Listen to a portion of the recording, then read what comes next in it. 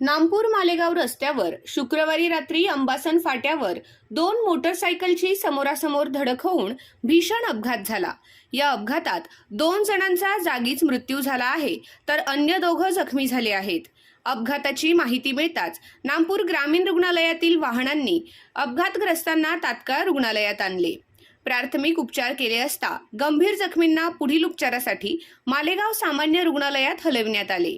प्राथमिक उपचारानुसार या अपघातात 2 जणांची परिस्थिती अत्यंत गंभीर होती। त्यांना डोक्याला जबर मार लागला असल्याचे वैद्यकीय सूत्रांनी सांगितले। घटनास्थळी मोठ्या प्रमाणात गर्दी जमा झाली होती।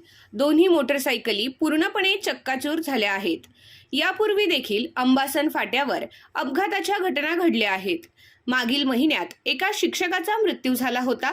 या धोकादायक जागेवर गतिरोधक बसवण्याची मागणी सामाजिक कार्यकर्ते भूषण कौर, अंताजी कौर, प्रवीण अहिरे आणि विठ्ठल महाजन यांनी केली आहे।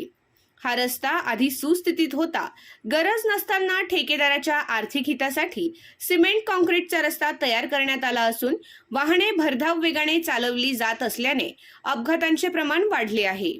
आय न्यूज साठी विनोद पाटील, नामपूर।